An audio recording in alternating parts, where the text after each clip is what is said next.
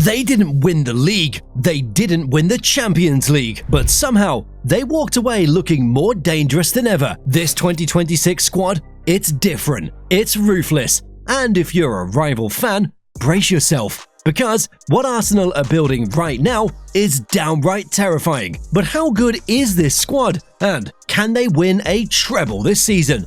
Well, let's talk about it. Arsenal didn't win anything last season. No league title, no Champions League, but that doesn't mean it was a failure. It was the season that proved how close they are to becoming one of Europe's most dominant sides. They finished second in the Premier League, and they only lost 4 games. That's the same number of losses as Liverpool, but the difference? Arsenal dropped too many points through draws, matches they should have killed off. They let slip, and in a title race that close, that was the difference. It wasn't that they weren't good enough, it's that they didn't finish the job in key moments. But what shocked people was in the Champions League. They beat PSG 2-0 in the group stage. That wasn't a lucky win, it was a tactical masterclass. Then they smashed Sporting 5-1, got past Girona 2-1, and then came the game that changed the narrative. They eliminated Real Madrid in the quarterfinals. People called that impossible, but Arsenal didn't care about history. They created their own. That performance gave fans real hope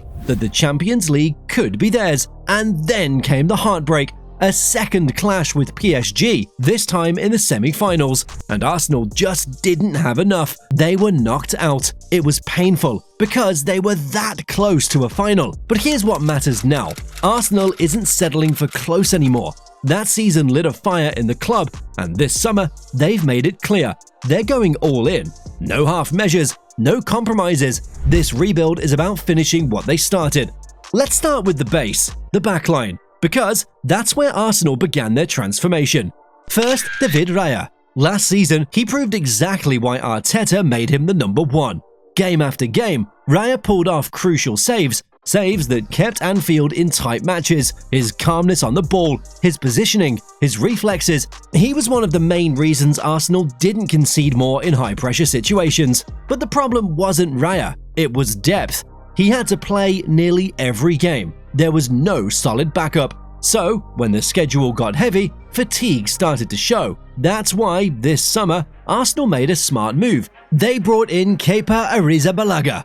Now, I know Kepa didn't leave Chelsea on the highest note, but his time at Bournemouth reminded everyone just how good he can be. He's agile, good with his feet, and he's used to the intensity of English football. As a backup to Raya, it's a step up from what Arsenal had before. In tight stretches of the season, Kepa can step in without dropping the level. That is exactly what a title-challenging team needs. Then there's the centre-back pairing, Saliba and Gabriel, arguably one of the most balanced duos in Europe. Saliba brings the composure, the reading of the game, and that calm authority. Gabriel brings the aggression, physicality, and aerial dominance. They complement each other perfectly, and most importantly, they've built that chemistry that only comes from playing together, week in, week out. If you're enjoying this video so far, don't forget to hit the like button and subscribe to the channel. It really supports us and helps us keep bringing you exciting new content every week. Now, let's talk fullbacks. On the right, Jurrien Timber has locked down that position. He was originally seen as a versatile defender who could also play centrally. But let's be real, he fits in the right-back role like a glove. He's quick, sharp in one-on-one situations, and comfortable pushing forward with the ball. It's a different dynamic for Ben White, who's still a very strong backup option on that side. On the left, Arsenal might have one of the most exciting young fullbacks in Miles Lewis-Skelly. Technically gifted, composed under pressure, and not afraid to get forward. He even scored against Man City last season. Cut inside, placed it in the top corner. Moments like that show this isn't just a good young player, this is a potential star. And Arsenal have depth here too. Calafiori, when fit, is solid. His biggest issue, it's always been his injuries, but when he's available, he offers real quality as a rotational piece. Defensively, Arsenal have built a unit, not just a first-choice backline, but real competition and quality in every position. That's what top teams need, and now Arsenal have it. But defense is just the start. Midfield is where the magic happens. This is where Arsenal made some serious changes. and honestly, it could be the difference between coming close and winning everything. First, let's talk about the biggest shift. Thomas Partey is gone. His contract wasn't renewed, and while on paper that sounds like a big loss, Arsenal didn't just replace him, they've upgraded. They've brought in Christian Nergo, and it's about time he got his move to a big club. He's been one of the most consistent holding midfielders in the league. At Brentford, he was always that guy cleaning up messes, organizing the press, and reading the game better than most. He's disciplined, physical, and calm under pressure. In many ways, he's what Arsenal needed in those gritty moments where Partey sometimes fell short. But they didn't stop there. They also signed Martin Zubimendi, and if you've watched him at Real Sociedad, you know exactly how important this is. This guy is Arsenal's version of Rodri. He doesn't just keep the ball moving, he dictates the rhythm. He's positionally intelligent, protects the backline, and always picks the right pass. At Sociedad, he formed a dominant duo with Mikel Merino, and now he's walking into a midfield with Declan Rice. Speaking of Rice, nothing's changed. He's still a machine. He covers every blade of grass, wins the ball cleanly, and drives forward when needed. Since his debut, he's been reliable, consistent, and vital in big games. Now he's surrounded by players who can help him play even better. This is no longer a midfield carried by Rice. This is a midfield built to compete at the highest level. Then there's Martin Odegaard. Last season wasn't his best. 6 goals and 12 assists in 45 games. It's not terrible, but it's not what we expect from a player of his quality. But here's the thing with Odegaard, he always improves. Every season, he finds a new level. Now that he's had a proper rest and he's got more support behind him, he's going to be sharper, more creative, and more dangerous. And one name that we shouldn't forget, Ethan Nwaneri. He's still young, but he's already showing signs that he could become something special. If Odegaard needs rotation or even competition, Nwaneri could grow into that attacking midfield role and offer something different. Arsenal's new midfield 3 will likely be Odegaard, Zubimendi, and Rice. That's balance, control, and leadership all in one unit. And with Nergo ready to step in when needed, there's no drop in quality. And let's not forget they also have Merino, who was good last season. This midfield isn't just good, it's built for control, dominance, and winning big games. But if the midfield is the brain of the team, then the attack is the firepower. This is where Arsenal have always had potential, but what they've built for this season looks like the most complete attacking unit they've had under Arteta. Let's start on the right wing, Bukayo Saka. We all know what he brings: direct, sharp, intelligent. He reads the game at a level far beyond his age, and he's only getting better.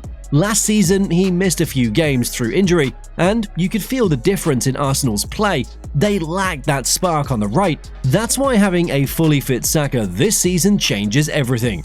But the real improvement? Arsenal finally addressed the one issue they've had for years: Saka's backup, Noni Madueke. This is a big signing if they do it, not just because of the name, but because of what he brings to the system. Madueke is unpredictable, fast, and fearless in one-on-ones. He's a different kind of winger. He thrives in chaos, and more importantly, he gives Arsenal an option off the bench who can change a game instantly. For the first time, Saka doesn't have to carry the right side every week. Madueke can step in when needed, and that could make a huge difference over a 60-plus game season. Now over to the left wing, where Arsenal are fully loaded. They've got Gabriel Martinelli and Leandro Trossard, 2 players who bring very different qualities but can both deliver in big moments. Martinelli's explosive. He takes on defenders, stretches the line, and has that aggressive edge. Trossard is calmer, more calculated. He drifts into central spaces, creates overloads, and finishes chances with precision. The problem last season was that Trossard was used in multiple roles: false 9, central attacking mid, left wing, and sometimes even in midfield. But he's at his best when he's settled on the left wing, where he can isolate defenders and make things happen. That's the plan this season: keep him on the left, let him cook, and rotate smartly with Martinelli. Now to the striker position, which has been the most debated role at Arsenal for years. For a while, it was Gabriel Jesus and Kai Havertz. Let's start with Jesus. His talent has never been in doubt. He's smart, quick, and links play beautifully. But he's never been a consistent finisher. And his injury problems, it's made it pretty hard for Arsenal to depend on him across a full season.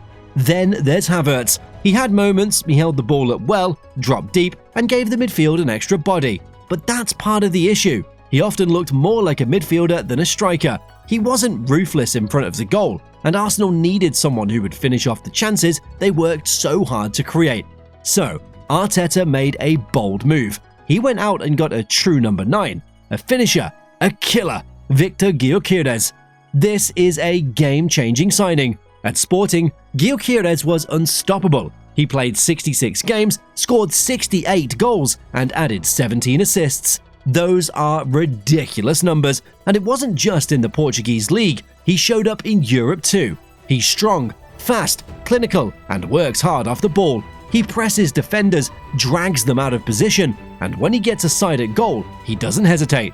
He's what Arsenal have been missing since the days of a prime Van Persie, a striker with a killer instinct, and even though he's only recently broken into the top level, his overall record speaks volumes. Over 160 career goals and 55 assists in 268 games.